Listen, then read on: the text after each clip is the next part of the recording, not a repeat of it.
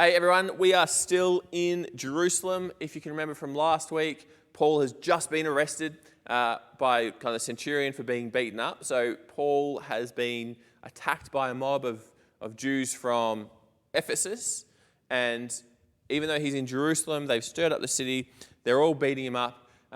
He gets kind of arrested by the centurion. He takes the opportunity, says, "Can I speak to the crowd?" The centurion lets him. And this is where we're going to pick it up. Now, I'm going to read a bit because it's important for us to read this because I want us to see kind of Paul's defense, how he defends himself. But what we see is Paul speaks to them in Aramaic, and so I'll read that, but I want to explain that a little bit first. So the Jews would have spoken Aramaic as their language. They would have spoken Greek as well because that was the world's language. So the Roman centurion would have spoken Latin and Greek. A Jew would have spoken Aramaic and Greek. Greek was the trade language. Greek was the language everyone knew. It was just the language that kind of everyone, if there was a second language, they knew Greek. They probably would often know multiple languages, but Greek was the one they knew. But only Jews really knew Aramaic. So when these group of Jews who come from Ephesus are stirring up trouble, and the Jews in Jerusalem are stirring up trouble, when Paul turns and speaks to them in Aramaic, they go quiet because they go, "Oh, he's one of us. He's not an outsider. He's not someone who is a Jew but has never learnt Aramaic, from far away." Probably, potentially, even Jews in Ephesus didn't know. He's not someone who's been born as basically a Gentile, and even though they've got Jewish parents, no, he's clearly a Jew. So it really said to them, he isn't a wild out there guy. He's actually one of us. And I'm going to read a bit because it is important, and we'll read the Aramaic bit, but I just wanted to explain that why him speaking in Aramaic was such a big deal. So chapter 22, again, encourage you to read the whole thing. I'll read a bit of it, but not all of it. "Brothers and fathers, listen now to my defense." When they heard him speak to them in Aramaic, they became very quiet.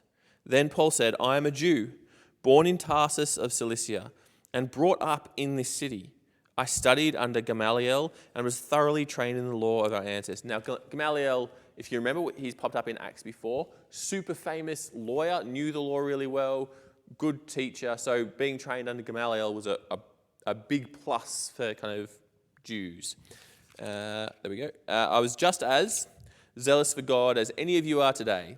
I persecuted the followers of this way to their death, arresting both men and women and throwing them into prison. As the high priest and all the council can testify themselves, I even obtained letters from them to their associates in Damascus, and went there to bring these people as prisoners to Jerusalem to be punished. About noon, as I came near Damascus, suddenly a bright light from heaven flashed around me. I fell to the ground and heard a voice say to me, 'Saul, Saul, why do you persecute me?' 'Who are you, Lord?' I asked. 'I am Jesus of Nazareth whom you are persecuting,' he replied. My companions saw the light, but they did not understand the voice of him who was speaking to me. 'What shall I do, Lord?' I asked. 'Get up,' the Lord said, "and go into Damascus. There you will be told all that you have been assigned to do.' My companions led me by the hand into Damascus because the brilliance of the light had blinded me. A man named Ananias came to see me. He was a devout observer of the law and highly respected by all the Jews living there. He stood beside me and said, 'Brother Saul, receive your sight.' And at that very moment I was able to see him. Then he said, 'The God of our ancestors has chosen you to know his will and to see the righteous one and to hear words from his mouth. You will be his witness to all people of what you have seen and heard. And now what are you waiting for? Get up and be baptized and wash your sins away, calling on his name.' When I returned to Jerusalem and was praying at the temple, I fell into a trance and saw the Lord speaking to me. 'Quick,' he said, 'leave Jerusalem immediately because the people here will not accept your testimony about me.' 'Lord,' I replied, 'these people know that I went from one synagogue to another to imprison and beat those who believe you. And when the blood of your martyr Stephen was shed, I stood there giving my approval and guarding the clothes of those who were killing him. Then the Lord said to me, "Go, I'll send you far away to the Gentiles." Now, there's a bit in there, but I wanted to read that because what we can see in that is Paul is about to be beaten by this crowd.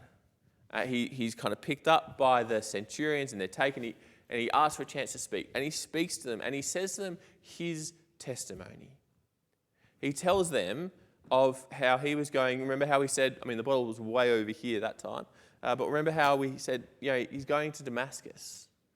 There was a stoning of Stephen, and the gospel had spread throughout Judea, Samaria. The bottles were all lined up here. And he was heading to Damascus to persecute more. And on the way, he's confronted with Jesus. And Paul wants to explain that to the crowd. Because Paul wants to say, look, this is who I was. I'm a Jew born in Tarsus, yes, but grew up in Jerusalem. Like Paul is going, this is my hometown. This is where I lived. I trained under Gamaliel, who's a well-known, well-respected Jewish lawyer. He is the best of the best.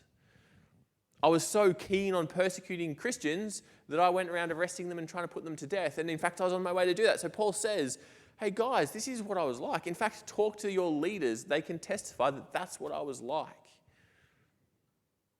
And Paul says, but Jesus confronted me with who he was and who I was and changed my life. And now I'm going around sharing that with everyone. So Paul is saying to them, look at my previous way of life. Look at my current way of life. I was more zealous than any of you for God as I understood him, but I was confronted by God with who he actually is. And now I do what he wants me to do. The hope is that the people there hear this and see, not that it gets Paul out of trouble, but that they see and go, wow, if that's the change, if that kind of change happens when you have this, maybe I should also look into this. That's Paul's hope. That's the idea, because of the life change that happens, the unbelievable change in his life. There's got to be something that makes that happen. It's unbelievable that somebody would just change like that. It's unbelievable that somebody would go from kind of that life where he was on the up and up. And if he's trained under Gamaliel, then everyone there would go, wow, your career was on the money. That's like someone saying they went to Harvard or Yale or Oxford or any of those kind of amazing universities that we hear so much about that have great reputations. You go, well, surely you're on the up and up. Surely your career is just going to get better and better and better. So why would you change from that to where you're so keen about sharing about Jesus that you will be beaten up and put in chains so that people can hear about him? Paul wants to share the change, that his testimony, so that people hear and believe. It's the experience of his life, the experience of Jesus in his life, that he wants people to see and go, wow, I want to know Jesus too. If he's done that for your life, if that's how committed you are to him, then yeah, like I want to know more. As believers, there's a reason that I'm doing this right now, is I want you to know about Jesus. If you don't know about Jesus, I want you to know about him. If you do know about Jesus, I want you to know him. I want you to know him more and more. I want you to be in a relationship with him. I want you to follow him. I want you to know that he has died for your sins so that you can be free and be with God. That's why I'm doing this. If we're followers of Jesus, that's what we should be doing. We should be sharing our testimony. That's just saying what Jesus has done in our life, how Jesus changed our lives and why he has. And for some, for Paul, he talks about his conversion, what his life was to what his life is now. Now that's very different. Not all of us are going to have that story. My story was not like that at all. I was raised in a Christian family. There was none of that kind of, I was anti-Jesus at any stage of my life. I mean, I still had a moment where I realized what it was actually meant to follow Jesus, that it wasn't just doing the right stuff. I mean, I grew up in church. I knew what I was meant to do, right? I knew that you stand up when you sing, you close your eyes when you pray, you say grace before you eat. Like, I knew the stuff that we did. And, anyone in the church would have thought I was a believer in Jesus. I knew the right things to say. I knew my Bible verses. I knew all of that stuff. I knew Bible stories really well. But it wasn't until I really understood who Jesus was and that I needed to believe in him, that I needed to understand and confess my sins, that I'd done the wrong thing, that I hadn't lived up to God's standard, and I needed him, and that it's only in him that I could be saved. It wasn't until then that I actually was a Christian. I knew all the stuff, but that didn't mean anything. that's my story. Like, it's not the huge conversion story of I used to persecute believers or anything like that. It was, I knew all that stuff. I had a really good upbringing. I was very blessed in the upbringing I had, that I had the stories and the understanding of who Jesus was already, to when I had that moment where I fully understood and where God revealed to me by his grace about following Jesus, that my sins were forgiven. There wasn't a huge change in my life, but I understood who Jesus was. And it went from doing those things because I knew that's what I should do, to doing those things because I knew that's what God wanted me to do. And I wanted to do what God wanted me to do.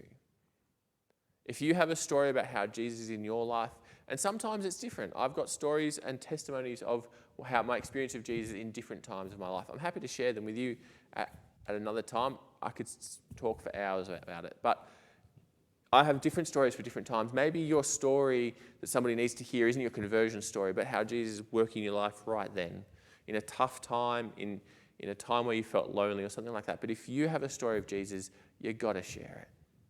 It's really important. Paul took that opportunity too. We should take that opportunity as well.